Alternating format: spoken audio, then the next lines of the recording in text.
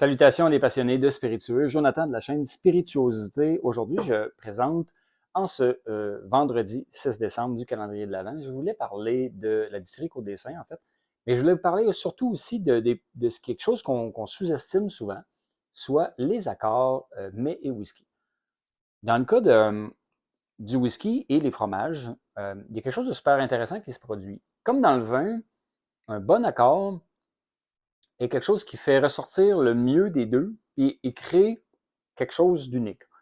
Dans le cas du fromage, l'avantage, c'est que le fromage, le gras du fromage, vient un peu tapisser notre palais et aide énormément à tamiser un peu l'effet de l'alcool, puis le côté, parce que nécessairement, l'alcool est, quand on boit un spiritueux pur, l'alcool est assez élevé. Bon, pour nous, les passionnés, souvent, on va prendre un cask strength à 60%, puis on va être capable de le prendre comme ça, pur, sans glace, sans rien. Mais même à 40%, les gens qui sont un peu moins habitués, le fromage va aider énormément à avaler la pilule, disons ça comme ça, un peu à vraiment adoucir l'agression de l'alcool. Et j'ai choisi aujourd'hui l'édition single cask de Porto de la distillerie Côte-des-Saints parce qu'il est encore disponible. Les fûts de Porto, c'est d'un espèce de gros baril. Donc, il y a beaucoup de bouteilles. Puis celui-là a donné 735 bouteilles. Il reste encore quelques bouteilles disponibles à la distillerie. Donc, si vous voulez participer ou reproduire l'expérience que j'ai aujourd'hui, c'est encore possible. Aujourd'hui, je vous prends un petit fromage bien simple de chez Agropur, le brie de Normandie. C'est ça de Normandie? Ouais. Notre-Dame, pardon.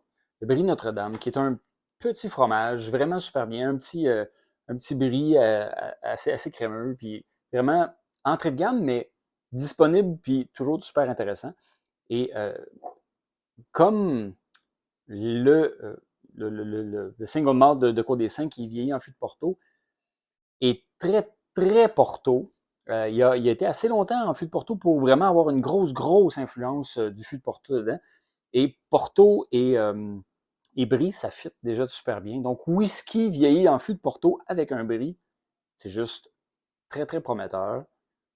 Donc, on a énormément d'influence de Porto. C'est très raisin, confit. On a confiture de raisin. C'est très boisé aussi, très rond, très sucré. Donc, on a du raisin, des fruits rouges. Tant on a le raisin en forme de confiture qu'on peut l'avoir aussi en sa forme fraîche.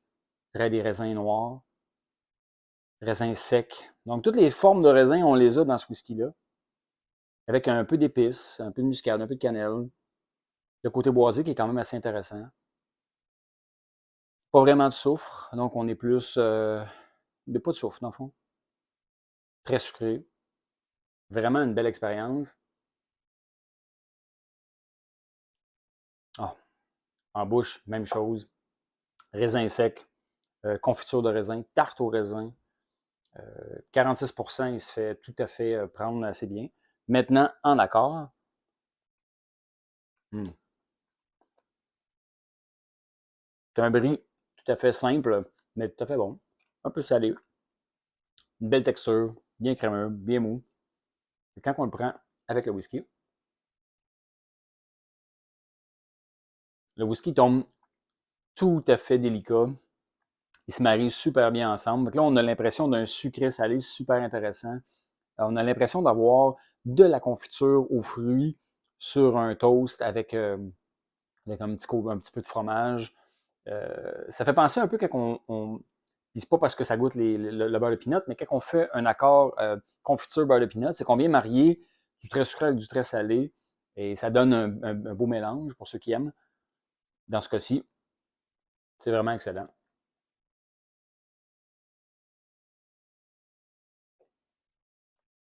On a une mini pointe d'amertume du whisky qui vient se faire adoucir instantanément par le gras du fromage, par la texture du fromage. Ça donne de quoi de succulent. Le petit côté noix il ressort, le côté, je dirais peut-être plus amande, ressort énormément de ce mariage-là, de cet accord-là. Donc, n'hésitez pas à explorer. N'hésitez pas à goûter. Moi, je goûte souvent des whiskies avec des desserts, des whiskies avec des viandes grillées. Les bourbons avec des grillades, c'est souvent tout à fait très bon. Des single malt avec des fromages aussi, on a de super de belles expériences. single malt avec des fruits de mer, des sushis, souvent vous allez avoir d'excellentes surprises, surtout dans les whiskies fumés avec des fruits de mer. Souvent, ça donne de quoi de très bien, mais il faut les essayer. Des fois, c'est des belles découvertes, puis des fois, ben, on est un peu sur notre faim.